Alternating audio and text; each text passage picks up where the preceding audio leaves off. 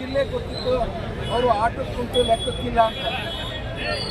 ಬಹುಶಃ ನಾನಾದರೂ ಅನೇಕ ಸರಿ ನಿರ್ಲಕ್ಷ್ಯ ಹೇಳ್ತಾ ಇದ್ದೆ, ಇಲ್ಲ 25, 26, 40 ಏನಾದರೂ ಕಂಡ್ರೆ ಬಹುಶಃ ಈ ಜಿಲ್ಲೆ ಲೀಡರ್ ಆಗ್ತಾರೆ ಅಂತ ಹೇಳಿದ್ದೆ.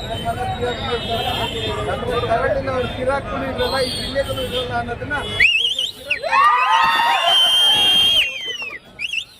ಬಹುಶಃ ಸತ್ಯಪ್ರಕಾಶ್ ಅವರು, ಉಗ್ರಪ್ಪನವರು, ಕಾಣದ ಕೈಗಳು ಅನೇಕ ಜನ SR ಗೌಡ್ರ ಜೊತೆಗೆ ಅವರವ್ರ ಚುನಾವಣೆ ಮತ್ತೆ ಅವ್ರು ರಿಸಲ್ಟ್ ತಗೊಂತಾರೆ ಇಲ್ಲೋ ಗೊತ್ತಿಲ್ಲ. ಆ ರೀತಿಯಲ್ಲಿ ಚುನಾವಣೆಯನ್ನು ಮಾಡಿ ಬಹುಶಃ ಈ ತಾಲೂಕಿನ ಜನತಾದಳದ ಗೌರವವನ್ನು, ಆತ್ಮೀಯ ಗೌರವವನ್ನು ಎತ್ತಿ ಹಿಡಿದಿದ್ದಾರೆ ಅಂದರೆ ಖಂಡಿತ ಅದು ತಪ್ಪಾಗಲಿಕ್ಕೆ ಸಾಧ್ಯವೇ ಇಲ್ಲ. ನಾನು ಈಗಾಗಲೇ ಮಾಧ್ಯಮದ ಗೋಷ್ಠಿಯಲ್ಲಿ ಮಾತಾಡುವಾಗ ಪ್ರಸ್ತಾಪ ಮಾಡಿದ್ದೆ.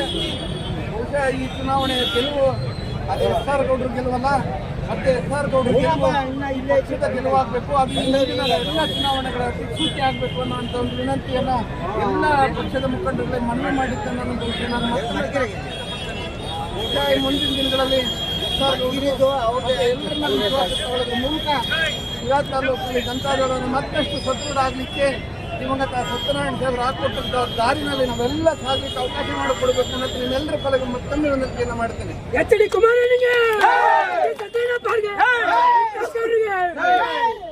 ಇವತ್ತು SR ಗೌಡ್ರು ಜಯವನ್ನು ಸಾಧಿಸಿದ್ದಾರೆ.